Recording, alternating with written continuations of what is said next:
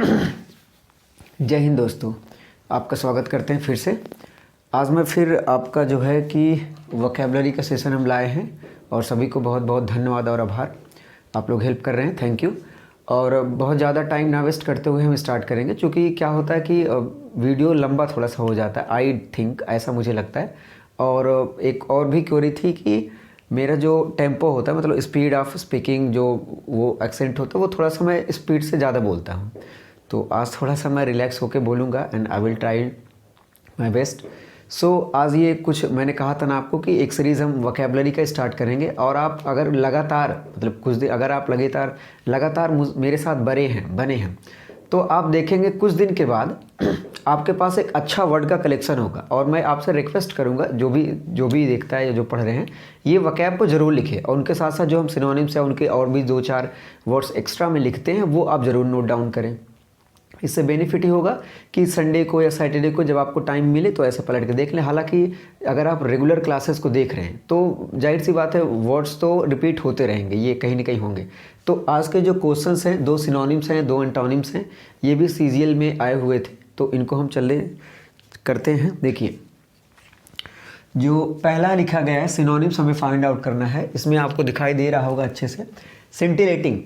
Scintillating का मतलब होता है ब्राइट, शाइनिंग, जो चमकदार हो। ठीक है, इसे हमें सिनोनिम्स लिखना है। तो अगर हम इसके और वर्ड्स लिखें तो आप इसको लिख सकते हैं, एक तो शाइनिंग लिख सकते हैं, ब्राइट लिख सकते हैं, और क्या लिख सकते हैं, स्टिमुलेटिंग भी होता है,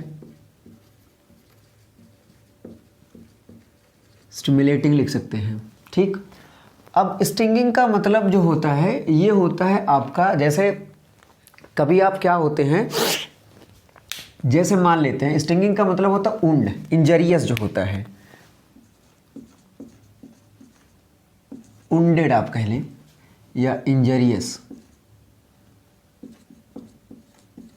ये तो आपको अच्छे से समझ होगा, मतलब कि घायल आप एक तरीके से कह लें।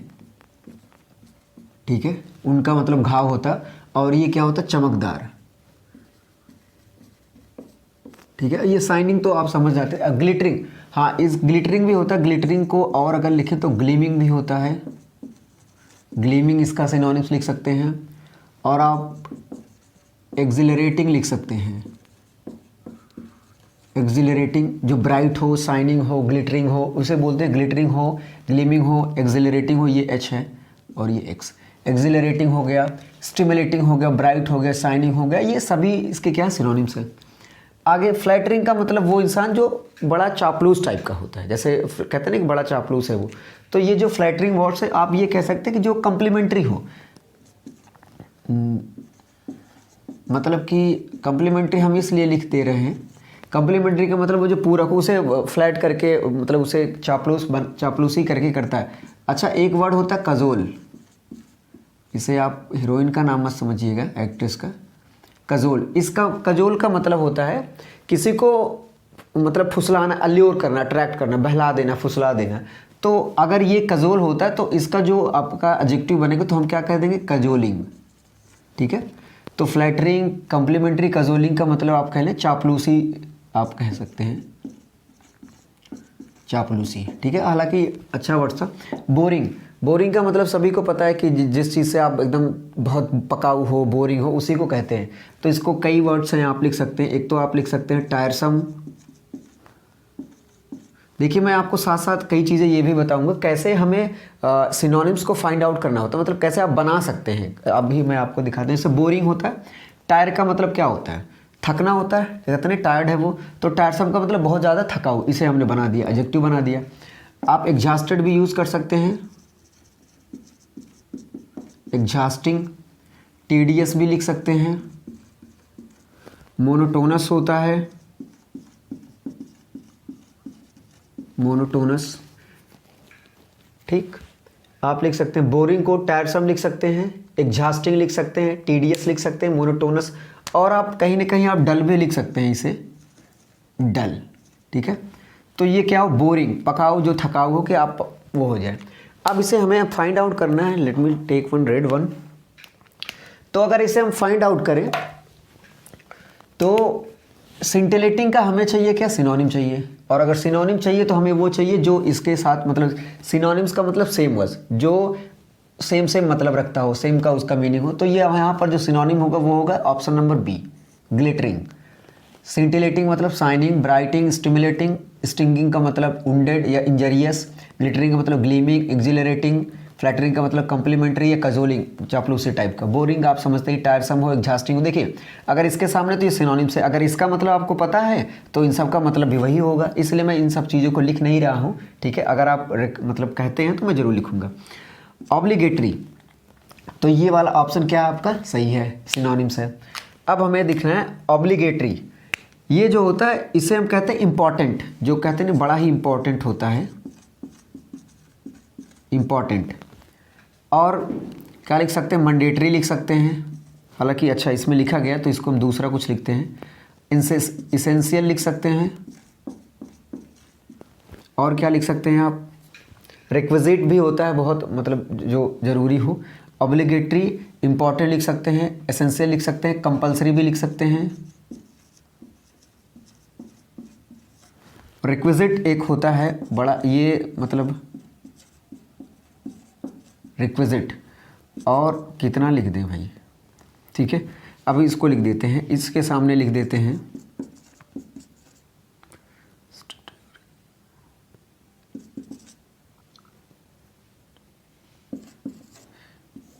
ये वर्ड आप देखते होंगे जो एक डिक्लेमर्स आते हैं और मूवी स्टार्ट होने से पहले स्टैट्यूटरी जो उनके डिक्लेमर्स होते हैं वो होता है। मैंडेटरी का मतलब स्टैट्यूटरी या रिक्विजिट होता है, इंपॉर्टेंट होता है, एसेंशियल होता है, कंपलसरी होता है। ठीक है, और भी कई वर्ड्स हैं, अगर वो मतलब याद होते हैं, कितना ही लिखें बहुत ज़्यादा हो जाएंगे।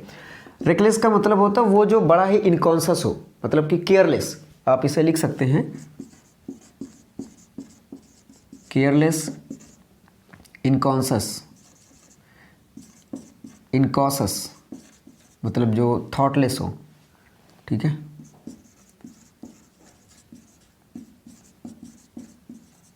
थॉटलेस। यूजलेस का मतलब कि जिसका कोई मतलब ना हो, निरर्थक, इसे आप कह सकते हैं फ्यूटाइल भी यूज़ कर सकते हैं, फ्यूटाइल।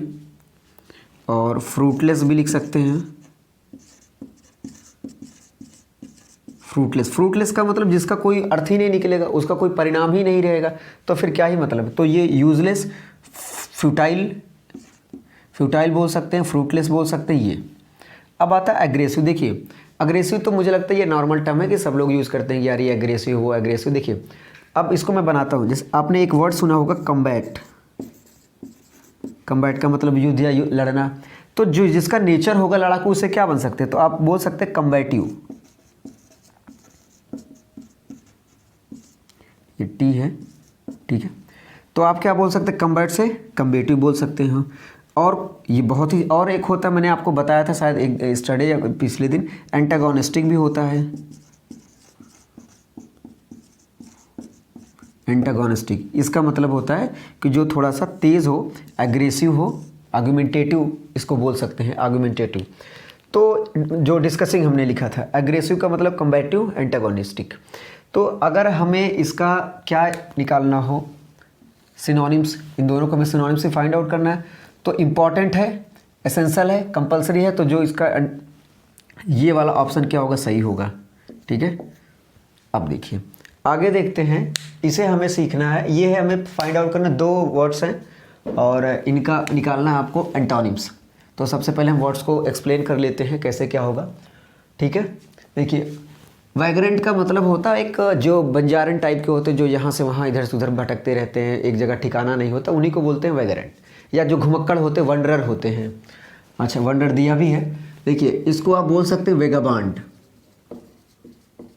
वेगाबॉन्ड भी इसे बोला जाता है। या जो होमलेस होते हैं,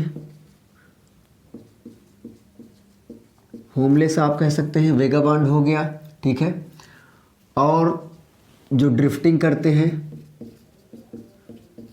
ये भी होते, घुमक्कड़ ही होते हैं। देखिए आइडल का मतलब होता है बहुत ही लेजी इंसान, बहुत ही क्या हो, लेजी हो, जो बहुत काम ना करना चाहे या ऐसे डल की तरह बैठा रहे, तो ये होता है आइडल। आप इसे इंडोलेंट भी बोलते हैं, ठीक है, नया वर्ड आ गया। देखिए इसको मैं थोड़ा सा एक्सप्लेन कर दूं। देखिए दो तीन वर्ड्स होते हैं, एक होता है आइडल और एक होता आइडोल और एक होता आइडियल, आपने सुना होगा। ये होता आदर्श, जब आप किसी को सम्मान दिखाते हैं और वो आपका क्या हो, प्रेस्टिजियस इंसान हो, जिसे आप बहुत ऑनर देते हो, तो आप इसे बोल सकते हैं कि ऑनरेबल। और ये आइडल का मतलब आपने देख लिया, लेजी होता है। ये जो आइडल होता है वो ये होता है स्टैचू, ठीक है, इसे स्टैचू बोलते हैं। मनकीन भी बोला जाता है। मनकीन आप देखते होंगे जो गारमेंट्स के कपड़े पे से कपड़े पहना के खड़े होते प्लास्टिक, उसे बोले थे मनकीन, तो उसे भी बोल सकते हैं। आइडल का मतलब ये लेजी जो इंडोलेंट हो और आइडल का मतलब स्टैचू, आइडियल का मतलब जो ऑनरेबल होता है, जिसे आप आदर्श मानते हैं। रोविंग का मतलब वही होता है, वेगाबॉन्ड होता है, होमलेस होता है, ड्रिफ्टिंग होता है, जो इधर से उधर भटकते रहते हैं। तो आप इन्हीं में से कोई एक लिख सकते हैं, या फिर ना भी लिखेंगे तो कोई दिक्कत नहीं है, ठीक है। होमलेस, ड्रिफ्टिंग, सेटल्ड, और हाँ इसे बोलते हैं अनसेटल्ड भी लिख सकते हैं, ठीक है। सेटल्ड का मतलब क्या हो, एक जगह सेट हो, और वंडरर का मतलब वही घुमक्कड़, फिर यहाँ पर आप वैगरेंट भी लिखे। देखिए ये आप कह रहे होंगे सर यही चीज़ें क्यों लिख रहे हैं, तो ये देखिए इसका बेनिफिट है। इसका बेनिफिट ये है कि जब आप कोई भी चीज़ को ऐसे बार बार समझ के ऐसे लिखते रहेंगे तो वो धीरे धीरे याद हो जाता है। आप भी जब कभी भी आपको इसको मेमोराइज़ करना हो, याद करना हो, तो ये सबसे बढ़िया तरीका है। आप हमेशा ऐसी कोशिश ज़रूर किया करें कि लिख लिख के चीज़ों को रटे नहीं, समझे फिर लिखें। तो इसका हमें क्या खोजना है, एंटोनिम खोजना है। तो एंटोनिम का मतलब क्या होता है, अपोजिट वर्ड। एंटोनिम का मतलब अपोजिट वर्ड। तो वैगरेंट मतलब वो जो इंसान बहुत घूमता है, इधर से उधर भटकता है, जिसका घर नहीं है, तो उसको जो क्या होगा, सेटल्ड होगा, वही होगा। तो इसका आप क्या कह सकते हैं, तो सेटल को आप ये भी कह सकते हैं, अगर ये घर की ही बात हो तो अकोमोडेटेड भी होता है, मतलब जो अकोमोडेशन का मतलब तो घर जिसे मिल जाता है, तो उसे भी अगर आप लिखना चाहें अकोमोडेटेड, ठीक है। सेटल्ड का मतलब अकोमोडेटेड, तो इसका जो एंटोनिम होगा वो होगा ये सेटल्ड, ठीक। देखिए ये वर्ड यूजअप, यूजअप का मतलब होता है ज़बरदस्ती किसी चीज़ को क्या करना, हथिया लेना, मतलब कैप्चर कर लेना, सीज कर लेना, सीज कैप्चर कर लेना, ठीक है, कब्जा कर लेना। एक और वर्ड होता है एक्सप्रोप्रिएट, ठीक है, मतलब कब्जा कर लेना। रिस्टोर का मतलब आप लिख सकते हैं कि जो चीज़ें खराब हो गई, जैसे कोई चीज़ खराब हो गई तो उसे फिर से लाना या फिर से व्यवस्थित करना, उसे रिस्टोर कहते हैं। जैसे आपकी मोबाइल में ही कोई डेटा वो चला जाए तो आप रिस्टोर करते हैं, फिर से वो लाते हैं। तो इस हिसाब से इसे लिख सकते हैं रीइंस्टेट, रीइंस्टीट्यूट, ठीक है। तो रिस्टोर, ये तो आपको समझ में आता है, इसकी हिंदी लिखने की ज़रूरत नहीं। और ये कैप्चर का मतलब ये कैसे, कब्जा करना, कब्जा करना। देखिए इनक्रॉप का मतलब होता है जब आप अतिक्रमण करना। अतिक्रमण का मतलब जैसे कभी कभी म्यूनसिपालिटी वाले आते हैं तो आसपास के साइड के रोड पे जो ट्रॉली वगैरह लगी रहती हैं, ठेला वगैरह लगाए रहते हैं, वो क्या करते हैं, उनको हटा देते हैं। तो वो उनको मतलब अतिक्रमण किए रहते हैं, तो उनसे बुलडोजर वगैरह लेके आते हैं, वो करते हैं। तो इनक्रॉप का मतलब होता है इंट्रूड करना, मतलब ऐसे तोड़ते फोड़ते घुस जाना। ऑब्ट्रूड करना, या ट्रेसपास होता है, ट्रेसपास मतलब इसे कह सकते हैं अतिक्रमण करना, अतिक्रमण करना। कूप का मतलब होता है डेपोजिशन, मतलब वही ये रिस्टोर ही होता है, ठीक है, इसी से बना है डेपोजिशन। डिपॉजिट का मतलब वो, तो इसका जो वर्ब होगा वो कह सकते हैं डिपॉजिट। तो इसे ये अब तो आपको समझ में आ जाना चाहिए। सीज का मतलब मैंने बताया यही होता है, सीज करना, कैप्चर करना, एक्सप्रोप्रिएट करना। और एक वर्ड याद है, मुझे याद नहीं आ रहा है, अगर तो इसका आप समझ लीजिए कि जो कैप्चर कर लिया जाता है, लिख देते हैं ताकि अच्छा लगे। हाँ देखिए कैप्चर, तो इसका हमें क्या फाइंड आउट करना है, यूजअप का एंटोनिम्स यूज़ करना। देखिए ये दोनों के हमें एंटोनिम्स चाहिए थे और इसके सिनोनिम्स चाहिए थे, तो हमने क्या किया, इसका एंटोनिम हमने खोजा, सेटल्ड होगा, चूंकि वैगरेंट मतलब होता है one who walks away every time, there is no certain accommodation, मतलब उनका कोई निश्चित ठिकाना नहीं होता है, तो वो इधर उधर घूमते रहते हैं। अब ये यूजअप का मतलब सीज होता है, कैप्चर करना होता है, अब एक्सप्रोप्रिएट होता है। तो इसका जो हमें क्या होगा, वो जो इसका एंटोनिम होगा वो होगा रिस्टोर, चीज़ों को फिर से क्या कर देना, अच्छा कर देना। तो ये वाला होगा। आई होप सभी वर्ड्स आपको अच्छे से एक्सप्लेन किए गए और आज हमने स्लो भी आराम से भी बताया और आपको बहुत ही अच्छे से समझ में भी आया होगा। तब भी अगर कोई डाउट होता है तो आप ज़रूर पूछ सकते हैं। और भरोसा रखिए कि अगर आप लगातार मेरे साथ बने हैं तो आप कुछ दिन ऐसे देखेंगे कि ढेर सारा व्हाट्स आपके पास होगा कि बहुत ज़्यादा परेशानी नहीं होगी। ओके, आई होप कि आपको अच्छे से समझ में आए। Thank you. जय हिंद।